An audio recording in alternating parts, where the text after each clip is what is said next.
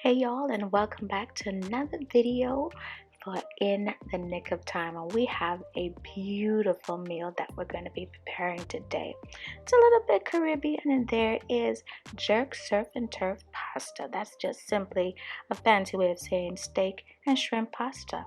So here we are. We have onions, red, yellow, and green bell peppers, minced garlic, as well as we have some fresh mozzarella and shaved Parmesan cheese. So let's get it started.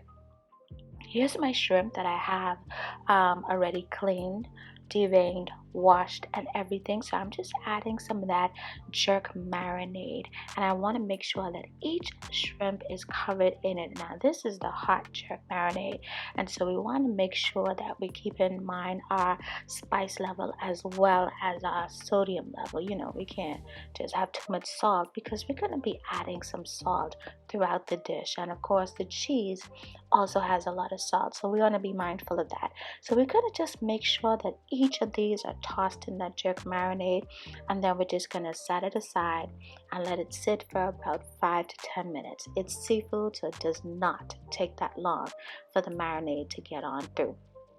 So here's that jerk marinade I spoke about earlier. So you see, it is the hot jerk seasoning, and there we have our steak that has just already been cleaned, and I've had it dry just a little bit, and I just wanted to add some of that jerk seasoning, again being mindful of what it is, salt content and the spice level. I like spice, but I'm not the only one who's going to be having this meal. So what you see me sprinkling there is a little bit of the garlic powder, and we're just going to make sure that we rub this marinade through and on both sides. And so you see me leave that there. I wasn't satisfied with that, so I wanted to add just a little bit more jerk seasoning because I wanted to make sure that both sides of the steak was seasoned with that marinade. Why you want to season both sides? Duh, you eat both sides. So we're just going to go ahead, flip these bad boys over. Make sure that marinade is from top to bottom and in all those nook and crannies, because that is where the flavor is going to be. I'm going to add just a little bit more garlic powder to this, and then I'm going to set this aside for about 20 minutes while we get into some other stuff. So here it is in our saucepan. I have about a teaspoon of some grapeseed oil, and I'm adding all of my aromatics, that being my onions, bell peppers, and garlic. I'm just gonna make sure that I add these to the pot, let them sweat, let them do their thing, and I just added just a pinch of sea salt just to get those juices flowing. And we're just gonna turn the heat down low and let it sweat. It's already smelling good in here, trust me on that. So while that's sweating, I have my grill pan already heated with just a little bit of oil, and I'm going to add the steaks to this. Now I'm adding the steak, and I'm not going to be moving these, so I want them to get a good color on one side, and of course I want that flavor and the juice to be locked in. So our herbs have already sweat down, they've already done their thing, so I'm just adding about a tablespoon and a half of butter, that's unsalted butter, to this. And I want this butter to melt because it's going to give a little bit of color, a little bit of sheen, and a flavor that, only butter can offer. Everything is better with butter. So we're adding that to the pan, and we're just going to let that melt just a little bit. So here it is, our heavy whipping cream.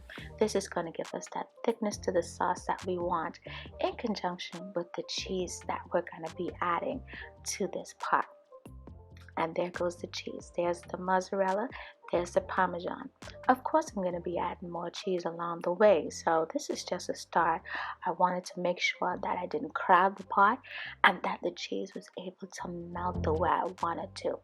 There goes that jerk seasoning again, because I've tasted it. And of course, when you're working with dairy can sometimes cancel out your spice or the flavor that you're going to. So you have to check while you're cooking. It is important to taste your food. There goes those shrimps that we've already flipped. They're cooking just fine. They're almost ready to be removed from the heat. But first, I wanted to let the shrimp cook and all those little tidbits and everything, because that is where the flavor is. I've added everybody to the pan and I'm just letting it cook, getting ready to remove those from the heat. So while that's going, you see how that sauce is thickened up? I've added a little bit more mozzarella cheese because that's going to give me the pull, and a little bit more of that jerk marinade. I'm just stirring. There goes my penne pasta.